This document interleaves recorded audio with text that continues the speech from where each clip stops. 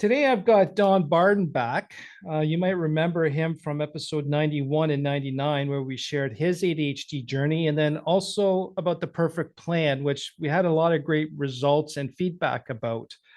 Um, Dan's a CEO and owner of the Perfect Plan and is a classically trained economist, but is really a frustrated anthropologist. Dan, I'm glad you could come back, or Don, sorry. I'm glad you can come back again. Hey, thanks, Andre. I love it. I tell you, as I said last time, your work is amazing. I am honored to be here. And, since that last episode, my LinkedIn box blew up from people Yeah. listening to it and saying, hey, thanks for talking about this. And, it does take commitment and courage to bring up something that society likes to frown upon. And, I love doing this. And I so appreciate you because it's nothing to be frowned upon. It's a superpower, and we got to get out there and tell the world to be you, be free and be yourself. And, Yeah. God doesn't create losers. So go out there and do your thing. So I'm excited about it. And that's a great point because the ADHD brain is not wired for today's society, which is, we want to take from Tom Hartman's concept of anthropological concept of the farmer. Today's society supports a farmer versus Farmers, we right. got a hunting brain. Yep.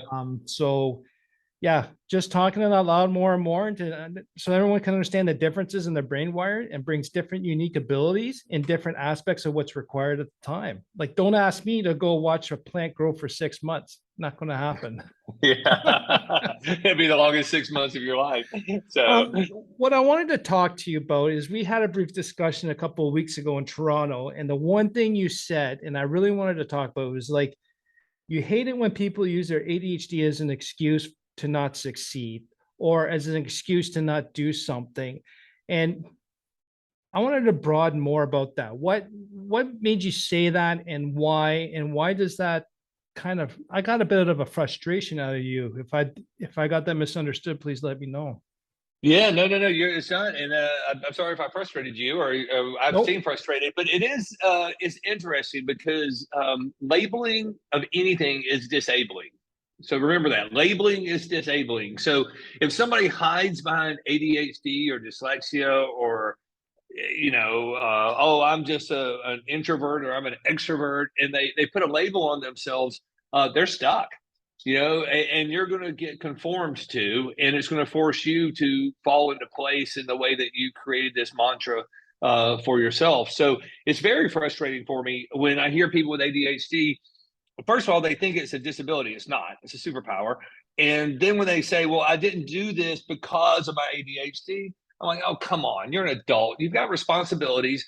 And you know what? We all have tools for different things. And sometimes you got to create tools to help you, whether it be list, or I do Dan Sullivan's impact filters and, Mhm. weekly planners and things. And you do all these things and it helps you because there's some wonderful tools that you can use to make yourself better.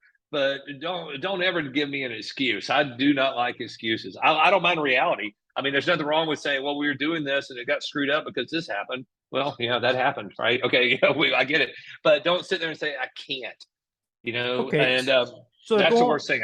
I can't do something. It's the worst thing somebody ever said. Right. So there's a difference between saying I can't do this because of the ADHD versus because of the ADHD, this became an obstacle, but now I know Right. how to overcome it. Is that a Right. distinction? No, that's a very good distinction. And because I realized it was an obstacle, I sought out the tools necessary for me to be able to embrace it and to make something of myself around it. But it's not an excuse, and it sure as heck is not a disability.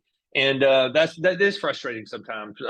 You see some people who really are disabled, like they don't have any arms or legs, or they've been in a horrible accident or something, and they're out there with a positive attitude doing it, and they would give anything to be, ADHD, or they would give anything to have your problems. So I always say, look, there. Mark Twain said it best. Mark Twain said, if you want to solve any problem, just travel. Because when you travel, you realize how irrelevant you are, right? And so Yeah. when people label themselves and they put something out there and they say, I can't do something because I'm dyslexic or ADHD or whatever, that drives me nuts because it's a gift. And it's almost like you're insulting the giver in a way. If you've been Yeah. blessed with such an incredible gene code that allows you to think through multiple paradigms faster than the rest of the mortal world can, then why would you sit there and try to conform to something? Just be you. Be respectful, Always understand that there are people out there who think differently. And, I think we might have mentioned this before. One of the things I get frustrated on is the golden rule. You remember the golden rule when you were a little kid? Depends what's golden rule. Yeah, I know. Whoever has the gold makes the rules. No, not that one. No, the golden rule is what we teach 5-year-olds. It says, "Do unto others as you would have them do unto you." In other words, and it works for 5-year-olds because you're saying, "Hey, you want people to be nice to you, so you be nice to them." So treat people the way they want to be treated, or the way you want to be treated. And that's just so selfish and so wrong. You should never do that. You should treat people the way they want to be treated, not the way you want to be treated. And the actual real translation of that in Aramaic is in early Greek, Hebrew variations is not do unto others as you would have them do unto you, is do unto others as they would have you do unto them. In other words, treat people the way they want to be treated. So when you talk about the excuse, when somebody says, "Oh, I can't do this because I'm dyslexic," you're not only insulting yourself and the great giver, you're insulting the people you're with by saying, "Oh, I'm not going to help you because I'm dyslexic," or "I can't do this because I'm dyslexic." And what do people do naturally? They go find somebody else. So whenever somebody makes an excuse and they label themselves, they're just cutting themselves out of society. When in reality, you should be leaning in and using your superpower to help other people and to do things. Well, just to go back in your one comment about how the disabilities in the eye of the beholder or whatnot, my buddy, one of my brother's buddies who has cerebral palsy, he was stuck in a wheelchair. And every time you met him, he'd actually say, "I'm a handicap physically, not mentally. And I just need a chair to get around. And by the way, it's very comfortable because I don't have to stand up in it all the time." Yeah, you poor people have to stand up all the time. I don't. So, but what I got from him was it's not a mental thing. In his case, it's physical, but he made the conscious decision to not let it be a handicap or whatever the proper term is not nowadays. And I think that's what I got from you is just because we have ADHD, it has hurdles and challenges, but it should not be an excuse to not do something. Exactly. Now, the one thing I want to go back about, you said about labeling of anything is disabling. And I want to challenge that a little bit because it's not always disabling. It depends on how you take it. Because for me, I remember I was talking to someone and they said, someone just got ADHD. Now it's a bad thing. And they got the label and that's horrible. And like, well, actually for me, the labeling of ADHD, I took it as a positive because I understood what is going on now. And if I took it as a negative, well, you awoke, right? You woke up and realized, "Oh my goodness, look at this! This is awesome." Now I know what to do with myself. Right. Rather, if I would have went negatively with the label, then I could make a lot of excuses and not do a bunch of stuff or get out of things was the other one. And because in the end, what it really clued me on is like, my name Andre, your name Don. That's a label. Yeah, it is. Right. And it's meant if I don't like you, it's a negative label. It gives you bad responses, right? But we were talking about this a little bit on the pre-show. There's an old joke out there: whether it's nature or whether it's nurture, it's still your parents' fault, right? So whether it's genetics that you got from your parents or how your parents raised you, it's their fault. But if you can look at people and say, "Look, you shouldn't be," this labeling is not a negative. It's actually a positive because now you're free to be you. You can do something with this. Make it the best you can. And I tell you, this is going to get some response. I'm going to tell you something that every time I say it, it goes there's no in between on this statement. I either get a lot of emails or texts on LinkedIn about, "Hey, thank you for doing this. You're right," or it goes the opposite way. But our education system in North America, Canada, and the United States was made in the 1940s by women for women. And I don't mean anything against the girls out there. Please don't take this. That's interesting.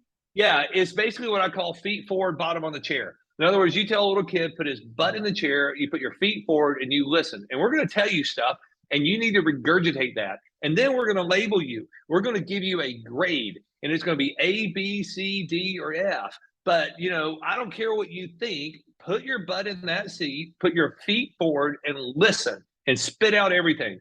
And the misconception of that, the flaw in that system is twofold. Number one, it assumes that all kids are the same. Which the whole point of this show is that we're not the same. And number two, it says that it's more important to know something than it is to understand something. In other words, I don't care if you understand this, just spit this out so you can get an A, and I can advance you to the next level. I can advance you to the next grade. And they are, in essence, labeling these kids.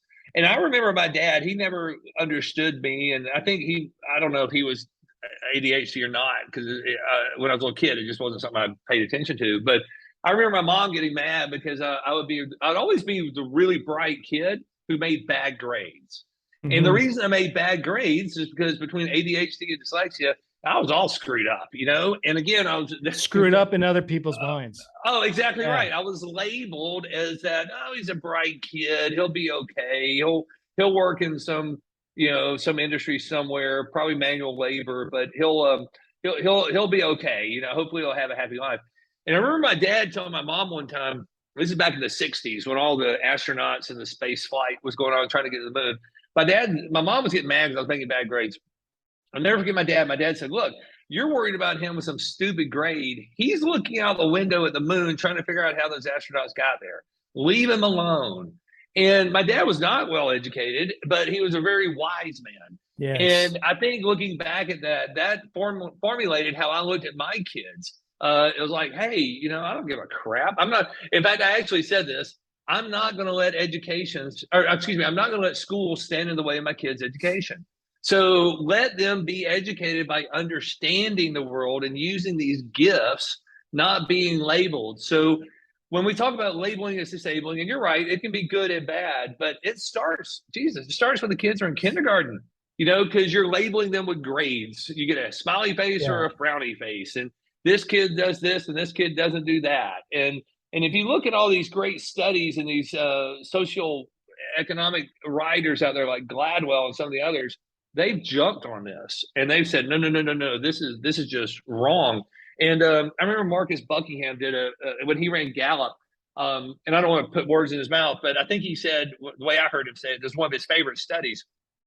And they basically went to all these people and they said, okay, pretend this is a scenario. You've got a high school kid, a senior, and this is university time or a college acceptance period. So you're getting all these notes to say whether your kid's being accepted, and you're applying for school and you're trying to finish strong.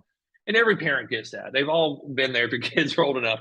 And then they said, okay, your kid comes home from school and he's always been a really top performing straight A student. And you look at his grades and all of a sudden you look at his report card, he got an A in math.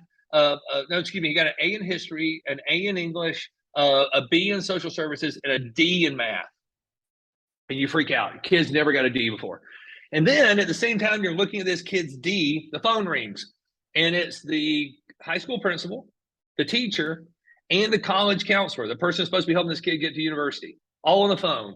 And you're in shock because your kid made a D. And you look at him and they ask you a question. You're like, yeah, what's wrong? What can I do? And they said this simple question: what can we do to help your child be the best he can be? That was the question. That was the survey. 100 people were surveyed. Kid gets a D. What can we do to make your kid the best he can be? Dig this. 77% of the respondents said put more effort toward the math, the D. That's the worst thing you can do. Only 13% of the people who responded said, okay, the kid sucks in math. Let's just leave the kid alone. But he's excelling in social services or social science and in history and all that.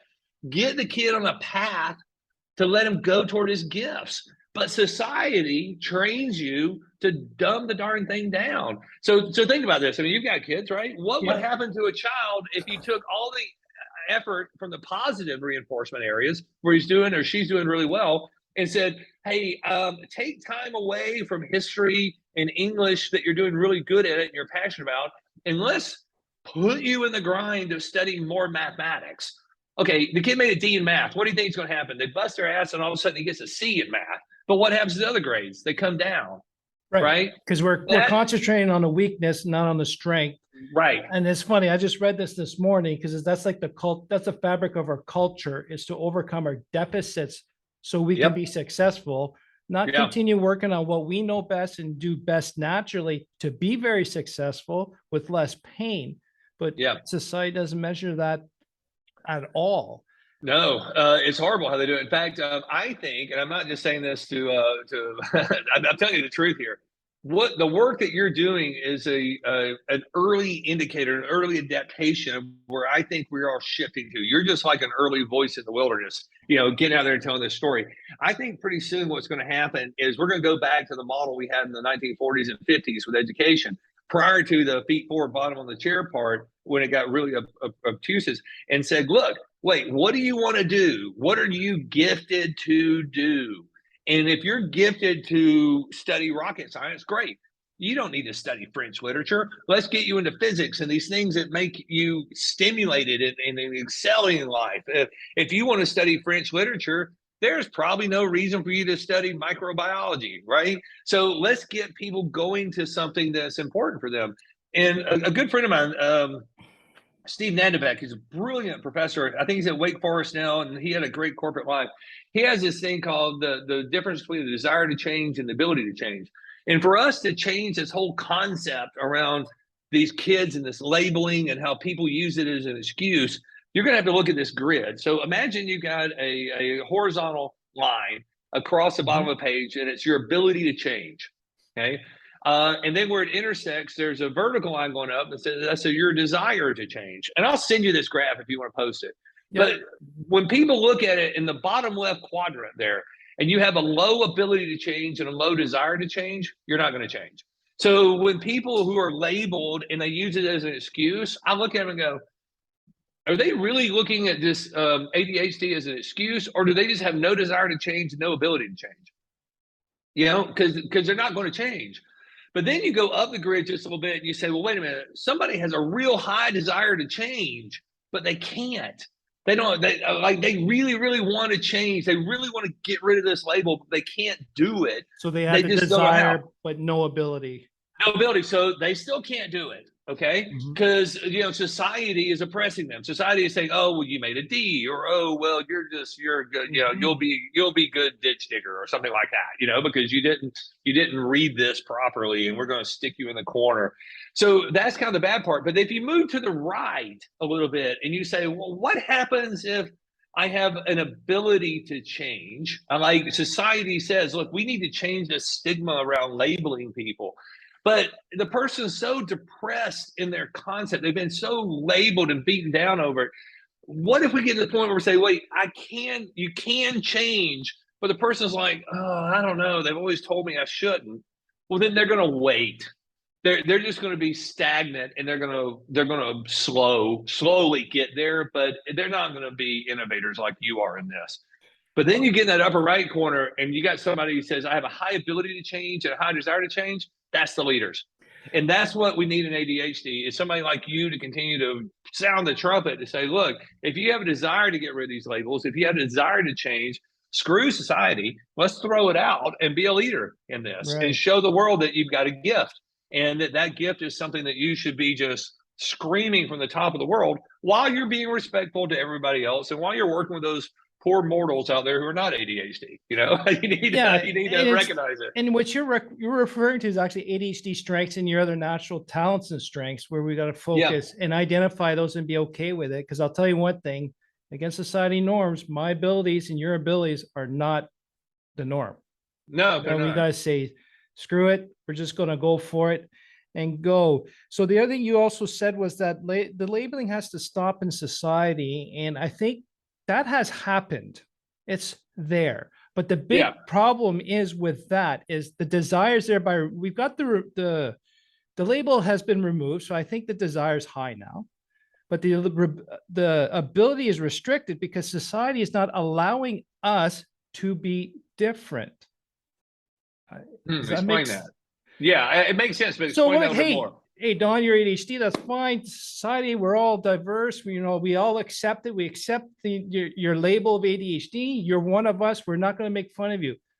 But by the way, I'm not going to let you work your way normally, because that's not how we always do it. So to me, that's a restriction of ability. It just seems to be a lot of talk right now, but not allowing people to be different. Just like a lot of big corporations. We got a big diversity, equity program and policy in place. It looks good on the banner, but they're not applying it. They're not doing it. Following up on it. Well, again, and that's their own mortality, right? That's these people saying, look, I just want to check a few boxes. I'm kind, I'm compassionate, I understand, but I really don't want to change. So that's somebody who says, wait a minute, we have the ability to change. I just don't have a desire to change. So they're waiting. It really does take somebody like your voice, Andre, to say, wait a minute, I'm going to take the lead here because I have a high desire to change and a high ability to change. But it will happen. But everything in society, let me put my economics nerd hat back on now. Anytime in society there's change, you go through an inflection point. You go through this time period right before embryonic growth where everything's in chaos and trying to figure itself out. And then once it clicks, it takes off. And we always historically look back at people and go, wow, who was that spark? Who was the person who changed it? Was it Rosa Parks and Martin Luther King?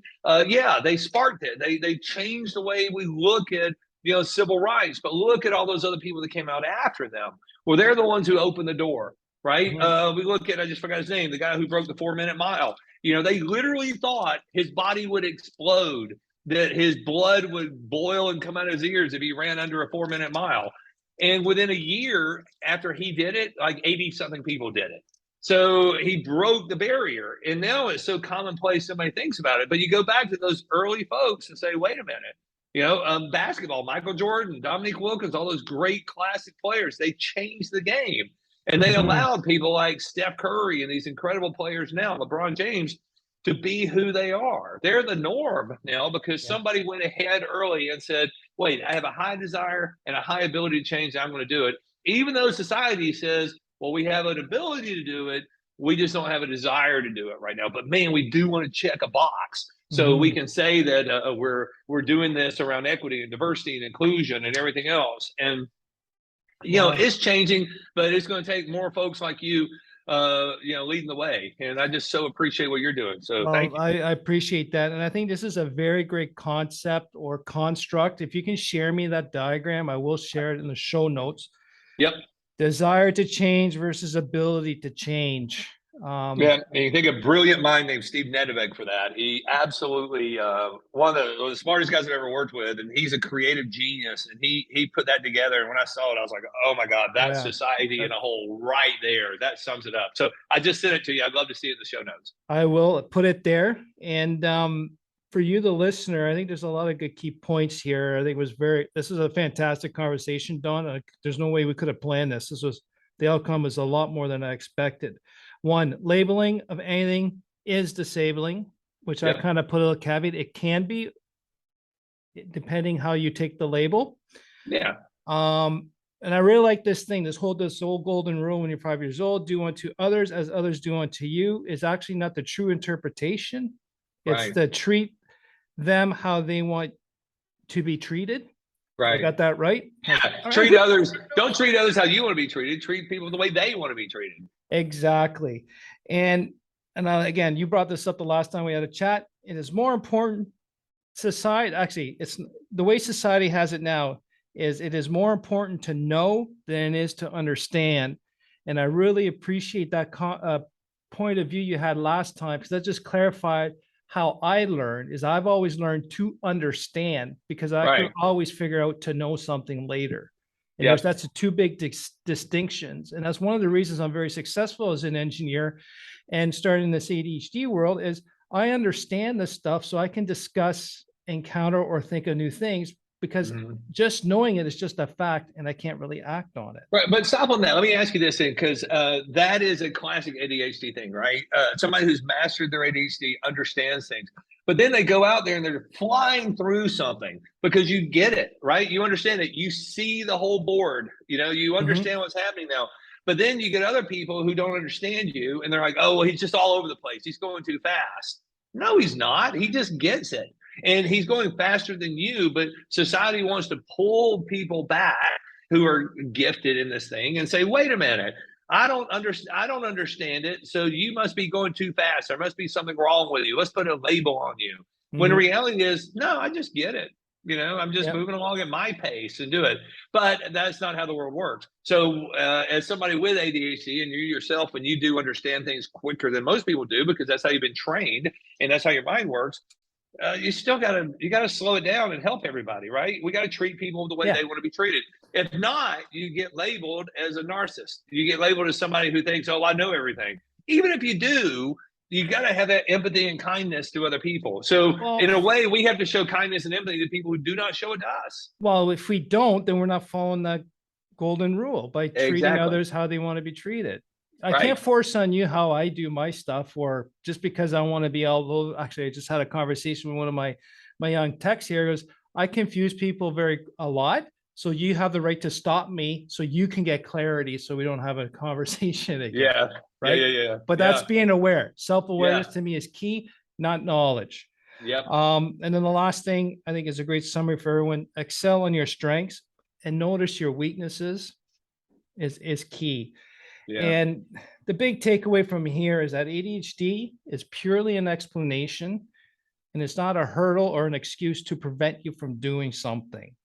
Okay. And that goes for weaknesses as well, even non-ADHD weaknesses. Identify your weaknesses so you know what to avoid or not to have that as a hurdle. Understand your ADHD strengths and weaknesses allows you to properly plan, execute plans and your goals. And anyone can do that. Yep. So 100%. the last 100%, Andre. the last thing I'm going to ask the listener right now is, honestly, how many times have you blamed your ADHD to not achieve goals, and why? I want you to think about that and write it out and see what you can do differently so that you don't have that come in your way. It's an obstacle. How do you get around it? That's how you grow. My friend Don, I can't believe this time has gone so quick. I think there's a lot of great insights and great takeaways for a lot of people. We're going to have that construct or the desire to change and ability to change in the show notes. Don, thanks again for your time. Oh, thanks, Andre. Keep doing what you're doing, man. Like I said, you're a voice in the wilderness, man. And I'm not just saying that. We need people like you in any form of social or economic growth to be the first ones out there to lead the way, because you have a desire to change, you have the ability to change. And then it's going to become commonplace, and they're going to look back and go, I remember this guy. His name was Andre, and he was the first one to be out there and really pound the streets and change the way we think about how we think about our thinking. And so I really appreciate you, man. Thank you for having me on the show. Well, thank you. And the other thing that you're doing to make change is you're a big advocate for Culture City, the charity that supports and promotes autism, sensory inclusion, youth leadership, and mental health. So you, my friend, are making a change as well. Oh, so thank for the you. listeners, if you're familiar with this, about that. Let me say something about that, if you don't mind. I give a speech every year, and I'm always amazed. I give the same speech, and it's like nobody's ever heard it before. But I look at these kids out there who are autistic, excuse me, and are on the sensory spectrum. And some kids are brilliant kids, but they don't fit societal norms. No, they might not be a good communicator. They might not. They might seem awkward in social situations, but they can sit down and play a piano off the top of their head, play any concerto like they've never been, like they've been studying it for their entire lives. And I always tell people when we do these fundraisers for Culture City, what we're trying to do is we're trying to give families an opportunity to enjoy everything society has to offer, and which includes going to baseball games and football games and soccer matches, and because sometimes you want to take your kid there, but it's just too much, it's just, so they get a little overwhelmed, and the parents feel bad and they have to leave, and we call them first quarter families. They can't make it past the first quarter, so they don't come back. So we worked with all the major sports folks, even the cruise lines, to have rooms that are very, very respectful, that if you see your kid is having a rough moment and the crowd's just too much for them, you can take them into those rooms very respectfully, maybe get some headsets so they go back out and enjoy the vibe without all the noise, or just chill out for a while and come back. So Culture City's done some incredible things. But here's what I tell people. By supporting Culture City, by supporting any organization like that, you're saving your own tail. Because I guarantee you, there's a kid somewhere that is going to cure cancer, and they're thinking about it right now. But if we label them and say, oh, they're autistic, let's put them over in the corner, we're missing the whole point. That kid's going to save you one day. The same way with Alzheimer's. I believe the first person to be cured from Alzheimer's is alive today. And that cure is going to come from an autistic kid who's going to be sitting there doing it. So whether it's autism or ADHD or dyslexia, these horrible labels that we put on people and we put on ourselves is just wrong. And it's going to be some unique Yep. soul searching for people when they realize one day that kid you used to make fun of, or that kid who you Yeah. said is not going to do anything because he's ADHD, is a kid that saved your butt. Yeah. And I look forward to that day. That's gonna be nice. And you, my friend, are involved in changing society and people's perceptions too. So you're doing as good of a job as I am, or if not better. I doubt that, but thank you. I've got- Let's move this ball together. We'll do it together. We will. Culturecity.org. You can make a donation there. And what you just described is that's why Don's a change maker, because we're respecting how people work and their limitations so that they can succeed. Thanks again, Don. We'll talk to you later. Thanks, Andre.